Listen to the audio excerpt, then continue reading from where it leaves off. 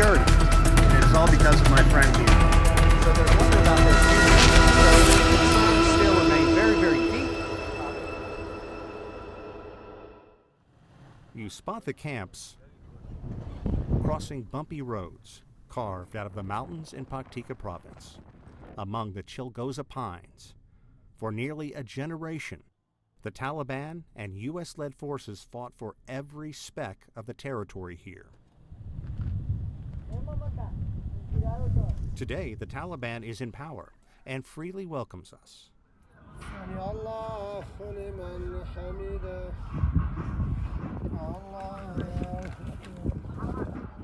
The Taliban and its fledgling government need outside help.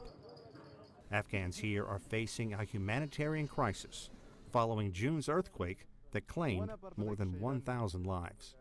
7 people died in this house, and you can see the wall is so dangerous. They must get nervous every time an aftershock comes. The simple answer, they avoid this area. But painful reminders are around every corner. There is pressure on the Taliban government, strapped for cash and ostracized by much of the world to assist the displaced. When the earthquake happened, I didn't know it was an earthquake. I thought it was war because the whole house was shaking. Paktika is ruggedly beautiful, but the mountainside is no match for shifting tectonic plates. Thousands of mud homes destroyed, more than 350,000 in the region affected. The UN sought a record $4.4 billion in humanitarian aid for Afghans even before the quake hit.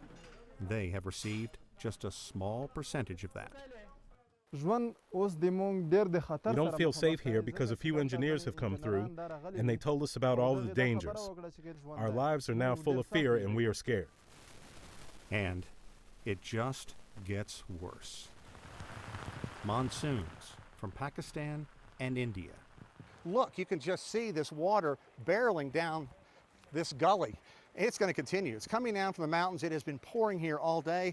And the sad thing is, it's going to continue to rain for the next 10 days. So this could be the first trickle of what could be a huge flood.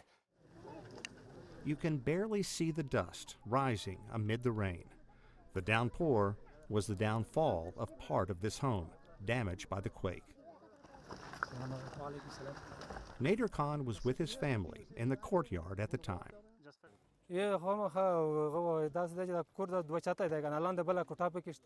the walls fell, it made a horrible sound. I got scared and thought it was falling on me, but luckily it fell to the inside and away from me. We have received help and aid, but need more.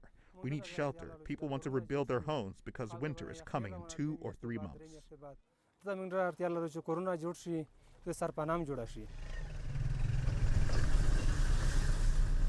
The humanitarian organization CARE has 1 doctor working in this region, 1 to take care of thousands of people.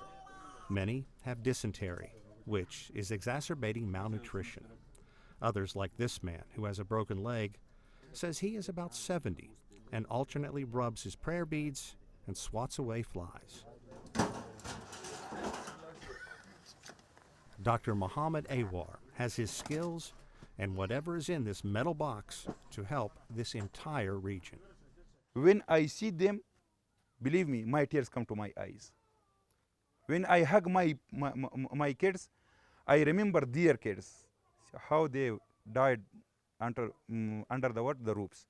So it is very difficult. Nations are funneling aid in. China, tents and blankets.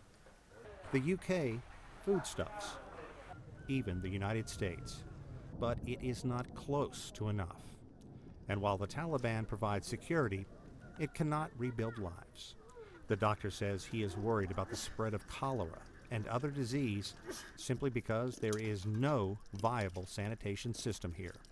I hope that organization or international organization, especially, they have to make, they are obliged to make pure water, to make schools, to make sanitary, to avoid, to decrease sanitary problem. Each morning, some kids head off to school, some go to work. And the old men meet, knowing they may never rebuild here. If indeed misery loves company, Paktika would be one crowded province. Sean Caleb, CGTN, in southeastern Afghanistan.